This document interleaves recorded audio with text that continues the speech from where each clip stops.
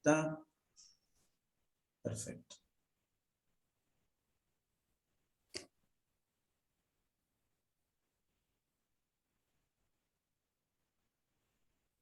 Bien.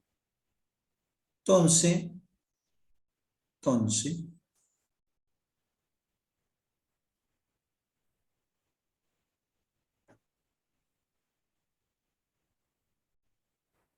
ahí va. Perfecto. Bueno, entonces decíamos que, ahí está, aparezco por unos segundos. Ahí está, por unos segunditos vamos de acá, hasta que se prende el otro.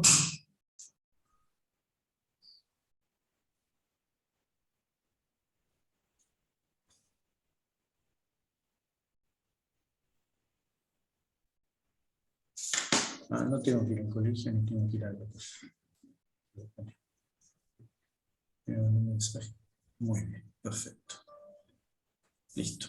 Bueno, necesito un hola. A ver, alguien que me diga hola, que se note que que no estoy hablando solo. Hola. Perfecto. Pero se ve medio mal. Igual. No, acá no se ve nada. En el que dice Héctor Hassan no van a ver nada, simplemente porque la cámara tiene un problema. Ya le dije, fui a hablar con uno y me dijo, sí, tráemela, te lo voy a tener para la semana que viene, pero no quiero estar sin la computadora una semana. Ahora cuando termine lo van a ver porque tengo prendido el celular. Y en este mismo instante, para ser más exactos, ahora van a ver mi imagen. Así esas cosas. Pero que la camarita no capture no quiere decir que yo no pueda compartir, porque comparte por otros medios, comparte por la cámara. Si la cámara me acompaña. ¿Cómo? Digo, si la cámara me acompaña, ¿viste? Como dicen en... Claro, si la cámara me acompaña, exacto, Claro. ahí estamos. Bueno, entonces estábamos hablando del grupo y factor, que hace referencia a esto, y después hablamos la cantidad de glóbulos rojos en proporción. La proporción de glóbulos rojos es más o menos esto, y el hematocrito en realidad no habla necesariamente del número de glóbulos rojos, porque puede ser que yo tenga un 45% de hematocrito, que se supone que está normal, pero en realidad mis glóbulos rojos son grandes como huevo frito. Entonces, puedo tener pocos glóbulos rojos, pero tengo un hematocrito supuestamente normal. O puede pasar al revés, que tengo un hematocrito bajo y el número de glóbulos rojos está normal porque los glóbulos rojos son chiquititos. Entonces, bueno, son todos parámetros para tener en cuenta. Es decir, son parámetros para tener en cuenta el hematocrito o valor globular, que corresponde a un 42 o un 47% del valor de la sangre, del total de la sangre, en volumen hablando. Bien, acá lo que estoy viendo, esto que está acá no es un señor con moñitos, sino que es un glóbulo rojo, y lo que estoy viendo es que es un disco bicóncavo, ¿ven? Acá se lo ve de costadito, bicóncavo, en el centro es más transparentón, es más delgadito, entonces por eso se lo ve así cuando lo miro de costado, y así se lo ve cuando lo miro de frente. Es decir, ahí tengo las dos vistas del glóbulo rojo. Esta forma le permite una gran deformabilidad para pasar por los capilares. Bien. Acá tengo los glóbulos rojos como se ven en la realidad, ¿no? Esto es una tinción especial, esto es creo que es un Grunwald-Giemsa, creo que es esto. Pero bueno, ahí se ven los glóbulos rojos, principalmente. Esto es un campo, es decir, se ve en el microscopio en un solo campo, y se ven prácticamente solo glóbulos rojos. Ahí se ve la forma anillada, que pareciera que tuviera en el medio un agujero, pero en realidad se comporta de esta manera. O sea que no son agujereados. Bueno, los glóbulos rojos, ¿para qué sirven los glóbulos rojos? Todo el mundo sabe. ¿Para qué sirven los glóbulos rojos? Para transportar Hemoglobina. No, sí. Sí.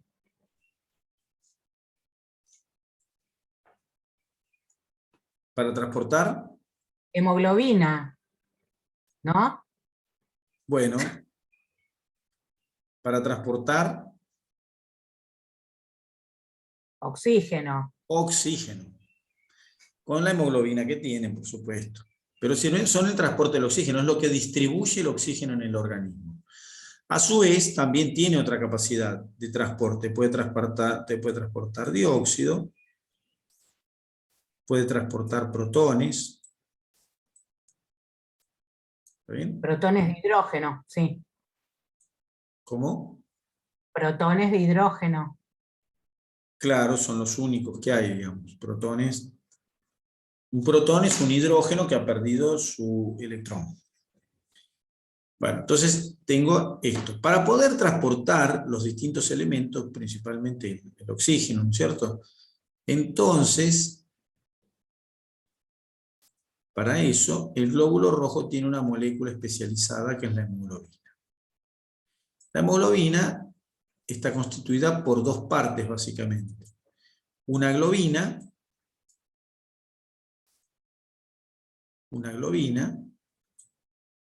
que sería una parte proteica de la hemoglobina, y luego está formada por un grupo M. Un grupo M, que lo voy a poner así.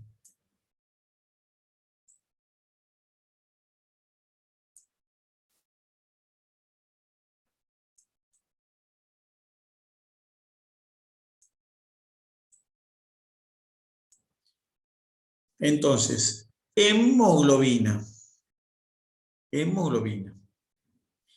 Entonces, el grupo M y la globina forman la hemoglobina. ¿Está bien? La hemoglobina se considera, uno dice es una proteína, en realidad no es una proteína, es una proteína más un grupo M. La hemoglobina que hay en la sangre,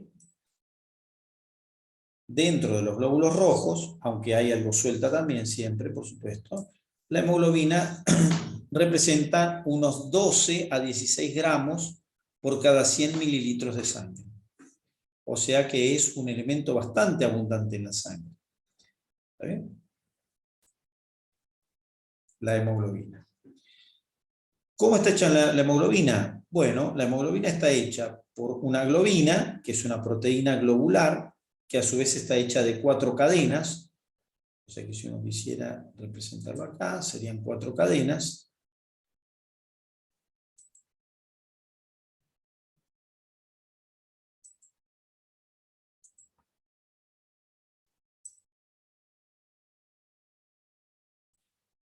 Muy bien, 1, 2, 3,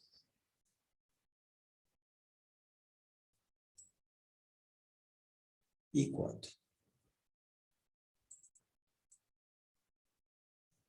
Entonces las 4 cadenas, ¿está bien?, de aminoácidos, 2 cadenas alfa y 2 beta, esto se llama hemoglobina A.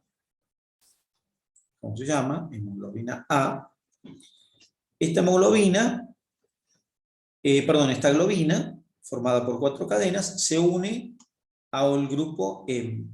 Y el M está formado por 4 porciones, acá se ven, que se llaman anillos pirrólicos. 1, 2, 3 y 4. 4 anillos pirrólicos, cada uno de ellos unidos a un átomo de hierro. ¿Está bien? 4 anillos pirrólicos unidos cada uno a un átomo de hierro. Entonces, en conjunto, la molécula se llama hemoglobina. La hemoglobina tiene la posibilidad de transportar oxígeno, dióxido y protones. Los protones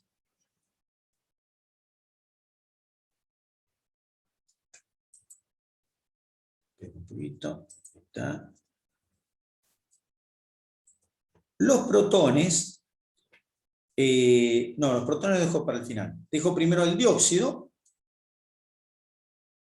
se une a la porción, o sea, el lugar de unión del dióxido, el sitio de unión del dióxido de la hemoglobina es la globina. El sitio de unión del oxígeno son los átomos de hierro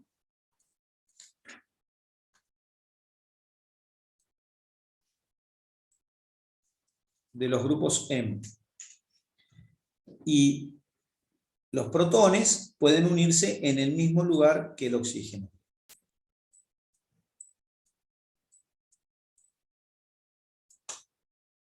¿Sí? No, ahí yo dibujé H2, pero no es H2, es protón.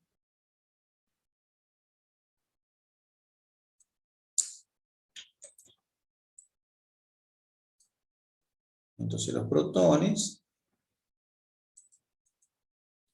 se unen también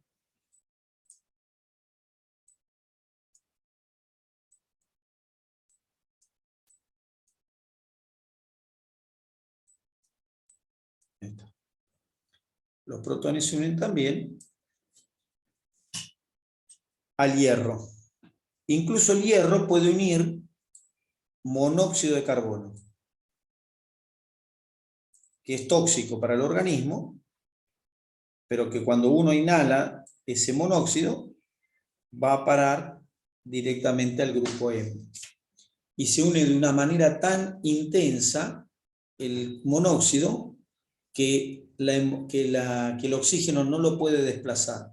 O sea que si hay monóxido de carbono en el ambiente, ese monóxido lo inhalamos, pasa a la sangre, se une al grupo M e impide la unión a ese grupo M por parte del oxígeno.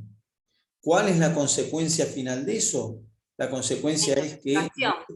¿Cómo? Una intoxicación. Bueno, la consecuencia es que el oxígeno no se puede transportar.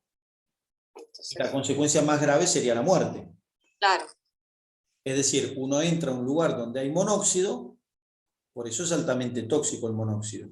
Y el monóxido se une de forma covalente con el hierro, en el cual se tendría que unir el oxígeno. Motivo por el cual no solamente la persona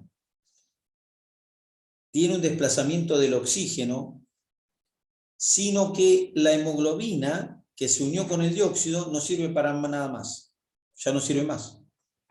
Se unen en forma covalente y esa hemoglobina no sirve más.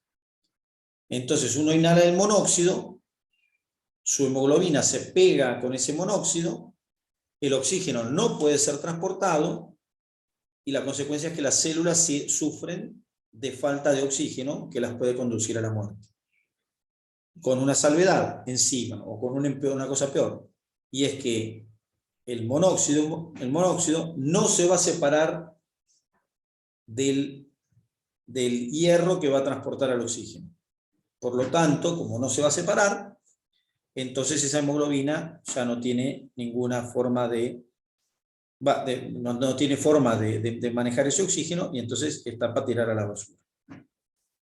Bueno, la cuestión es que la hemoglobina transporta oxígeno unido al hierro, ¿está bien? Cuando hay muchos protones, también tiene la capacidad de unirse a los protones y puede neutralizar la cantidad de protones que hay en el plasma, pero la hemoglobina también se une al dióxido. Se une al dióxido en un lugar distinto que el oxígeno, en un lugar diferente que el oxígeno. ¿Está bien? Sin embargo, la unión del dióxido a la globina cambia la forma de la hemoglobina y el oxígeno se suelta de la hemoglobina. O sea que esto sería, traducido sería, aumento de concentraciones de dióxido.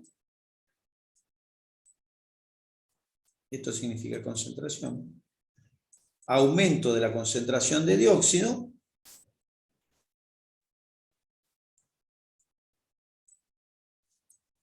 Se traduce en una pérdida de afinidad de la hemoglobina por el oxígeno. O sea que cuando aumenta el dióxido, el oxígeno se suelta de la hemoglobina. ¿Dónde sucede que hay más dióxido? En los tejidos. Entonces, en los tejidos es el punto en el cual el dióxido obliga a la hemoglobina a soltar el oxígeno. Le dice, viejita, soltá el oxígeno. No quiero. Viejita, soltá el oxígeno. No quiero. Pa, cachetazo y lo suelta. Entonces, el oxígeno se suelta de la hemoglobina por acción del dióxido. Es decir, el dióxido hace que la hemoglobina pierda afinidad por el oxígeno. Bien. Entonces ahí tengo la hemoglobina.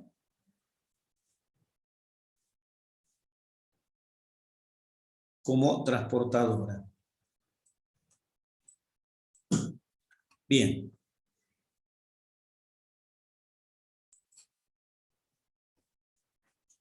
¿La hemoglobina A es la única hemoglobina que hay? No. También hay hemoglobina F, que es la hemoglobina del feto. No es una hemoglobina mala, no está F. Es una hemoglobina F, que es la hemoglobina fetal. ¿Hay otras hemoglobinas? Sí, la hemoglobina S. Es decir, hay distintas hemoglobinas. La del adulto se llama hemoglobina A. Y tiene 4 cadenas, 2 alfa y 2 beta. Bien. El grupo M puede capturar oxígeno y entonces la hemoglobina se llama oxihemoglobina. En cambio, cuando tiene el dióxido se llama carbaminohemoglobina, aun cuando el dióxido se une en un sitio distinto que el oxígeno. Bien. ¿Qué pasa con los glóbulos rojos? Se forman en la médula ósea por acción de la eritropoyetina. ¿Cómo se llama la formación de los glóbulos rojos? Eritropoyesis. ¿Está bien? Eritropoyesis. Bien. Y se destruyen en el vaso principalmente, pero ahora vamos a ver, y el proceso de destrucción se llama hemocateresis. ¿Está bien? O hemocatéresis. ¿Está bien? La hemocateresis y la eritropoyesis. Bien. ¿Dónde se produce la eritropoyesis? En la médula ósea. ¿A partir de qué? De células precursoras que se llaman hemocitoblastos. ¿Que de dónde provienen? De células madre de la médula ósea. ¿Está bien? ¿Qué se necesita para fabricar glóbulos rojos? Eritropoyetina, fabricada por los riñones, vitamina B12, ácido fólico. ¿Está bien? Se necesita eritropoyetina, vitamina B12, ácido fólico. ¿Está bien? Lo que nombrábamos recién. Pero yo les nombré algo más, que era eritropoyetina. Ah, y falta el hierro acá. Falta el hierro. ¿Por qué dice factor intrínseco? Porque para absorber la vitamina B12 nosotros vimos que hace falta factor intrínseco. Eso ya lo habíamos visto. Bien. Las células que se forman en la médula ósea se llaman reticulocitos. Ahí tengo un reticulocito.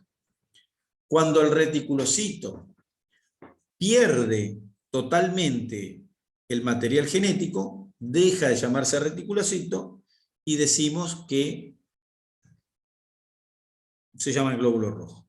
O sea que el reticulocito es el paso intermedio o el paso último de formación, el paso previo a la formación completa del glóbulo rojo. O sea que el glóbulo rojo se va formando y cuando pierde totalmente su cromatina, es decir, su ADN, deja de llamarse reticulocito para llamarse glóbulo rojo. Ahí tengo un reticulocito que contiene todavía material genético en su interior. Bien. Los glóbulos rojos viven aproximadamente 120 días, o sea, 4 meses. ¿Está bien? En la medida que pasa el tiempo, el glóbulo rojo no tiene mitocondrias, el glóbulo rojo no tiene núcleo, por lo tanto no puede hacer síntesis de proteína. Como no puede hacer síntesis de proteína, no puede reponer la membrana plasmática. No tiene cómo hacerlo. No puede reponer la membrana plasmática. Entonces la membrana se desgasta. Cuando la membrana se desgasta, cambia la forma de la membrana. Es como si yo tuviera una uva y la dejo de secar al sol. La uva seca al sol, se llama pasa de uva. Y el aspecto externo no tiene nada que ver con el de una uva. Entonces, si yo mando a un fulano y le digo, che, tráeme uvas de aquel cajón. Entonces el tipo va al cajón y se encuentra que las uvas están desecadas, se encuentra pasas de uvas y las mira y dice, no, esto no son uvas, son pasas, es otra cosa, no son las uvas. Y se vuelve sin nada. Es decir, que el cambio de la cubierta se ve aparejado con una posibilidad de ser reconocida como célula diferente. ¿Está bien? Entonces, el glóbulo rojo se le va gastando la membrana, o se le va deformando, no la puede reponer, y cuando pasa por el bazo, no por el vaso sanguíneo, sino por el bazo, los fagocitos, es decir, células fagocitarias, células que sirven para hacer fagocitosis, fagocitos como los macrófagos, en el vaso principalmente, reconocen que esos glóbulos rojos están viejos y los destruyen. ¿Es el único lugar, el vaso, donde se pueden destruir los glóbulos rojos? No, ahí lo dice bien, en el hígado. Ah, ¿es el vaso y el hígado? No, pero también se pueden destruir en algunos lugares de la sangre. El lugar donde habitualmente se hace en mayor medida es en el vaso, la destrucción del glóbulo rojo. Seguido por el hígado, seguido por el resto del torrente sanguíneo. ¿Está bien? Que tienen macrófagos, que cumplen función fagocitaria, son fagocitos, que se comen al glóbulo rojo viejo. ¿Cómo lo reconocen? Porque la cubierta está vieja. ¿Por qué la cubierta está vieja? Porque no se puede reponer. ¿Por qué no se puede reponer? Porque no tengo cómo sintetizar proteína. ¿Por qué no tengo cómo sintetizar proteína? Porque no tengo ADN dentro del glóbulo rojo. Y no tengo tampoco mitocondrias. ¿Está bien? Bien. Cuando el glóbulo rojo se rompe, porque se lo come el fagocito, entonces se libera el torrente sanguíneo distintas cosas que hay dentro del glóbulo rojo. La primera y principal, la hemoglobina. ¿Está bien? ¿Y qué pasa con la hemoglobina en la sangre? Bueno, tenemos así. La globina, la parte globina, va al hígado y se desarma, es decir, va al hígado, el hígado la desarma, a la globina, y obtiene los aminoácidos para usar en su pool de aminoácidos. Eso es la globina, parte globina de la hemoglobina. El hierro de la hemoglobina es transportado por medio de una proteína que se llama transferrina al hígado, donde se acumula en forma de ferritina y hemosiderina. ¿Está bien? Es lo que tengo hasta ahí de lo que pasa. ¿Y qué pasa con el grupo M? El grupo M o hemo, el grupo M o hemo, que está formado por los anillos pirrólicos, ese grupo se transforma primero en biliverdina y luego la biliverdina se transforma en bilirrubina. ¿Está bien? La bilirrubina, que se forma por destrucción del glóbulo rojo y destrucción del anillo pirrólico, la bilirrubina se llama, esa que se forma, se llama bilirrubina indirecta o no conjugada. ¿Sí? Bilirrubina indirecta o no conjugada. Cuando la bilirrubina indirecta o no conjugada pasa por el hígado la captura a esa bilirrubina y la conjuga, es decir, la une. ¿A qué? Principalmente a ácido glucurónico, como dice ahí. Y entonces la bilirrubina, que era indirecta, se transforma en bilirrubina directa. ¿Está bien? O bilirrubina conjugada con glucurónico. ¿Está bien? O bilirrubina glucuronizada. Bien. Y esa bilirrubina se vuelca directamente a los conductillos, a los canalículos biliares. Y la bilirrubina va camino al intestino. ¿Qué pasa con la bilirrubina en el intestino? Las bacterias intestinales la transforman en estercobilina. Una parte de esa estercobilina se elimina por orina y otra parte se reabsorbe hacia el organismo. En el organismo, la estercobilina se transforma en urobilina y es eliminada por la orina. Y se acabó el cuento de la hemoglobina. Entonces, la globina la desarmo y uso los aminoácidos. El hierro lo mando a depósito. La El grupo M lo transformo en biliverdina, luego en bilirrubina. La bilirrubina la lanzo hacia la vía digestiva y lo que en la vía digestiva se transforma en estercobilina. Una parte se elimina por materia fecal, otra parte se reabsorbe, y la estercobilina puede ser transformada en urobilinógeno y se elimina por orina. Y ahí terminé con el glóbulo rojo.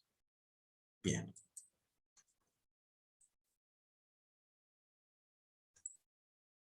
Esto lo vimos, pero igual ahí le dibujo esto. Bien. Profe, Sí. perdón, pero me quedó una duda. La bilirrubina en el intestino, entonces una parte se reabsorbía, la otra se podía eliminar por La materia fecal. bilirrubina, en el intestino la bilirrubina se transforma en estercobilina. Sí, Una parte se reabsorbe y la otra parte se elimina por materia fecal. Sí. sí. Y la que se reabsorbe se transforma en Ah, urobilinógeno. genial, eso. Perfecto. ¿Está bien? Que a su vez se transforma en urobilina y eso se elimina por orina. Bien. Una palabrita con esto y ya cierro, entonces por ahora, por hoy cerramos.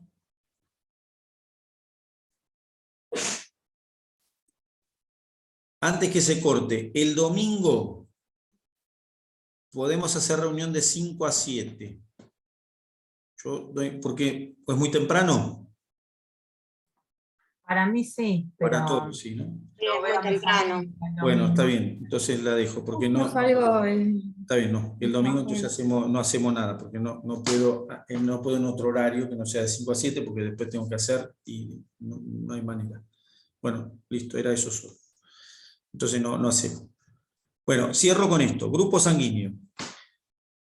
ABO. El grupo sanguíneo ABO o AB0 significa sujeto que tiene antígeno A, sujeto que tiene el B, sujeto que no tiene. O si es A, si es B o 0. O puede tener A y B y ser grupo AB. ¿Qué es el A y el B? Son antígenos de superficie.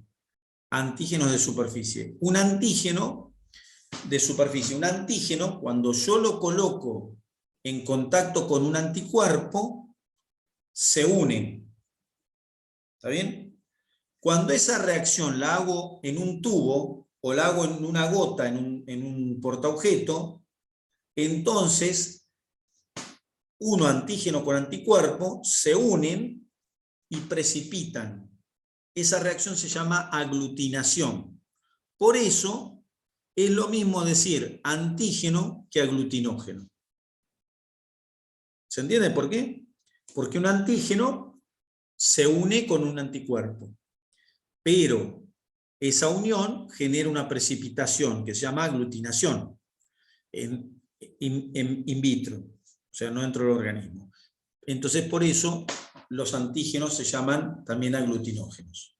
O sea que si yo pongo glóbulos rojos en una gota de sangre, yo pongo una gota de sangre que tiene glóbulos rojos adentro, y pongo anticuerpos contra el antígeno A, y esos glóbulos rojos tienen antígeno A, entonces el anticuerpo se une al antígeno A, y eso precipita.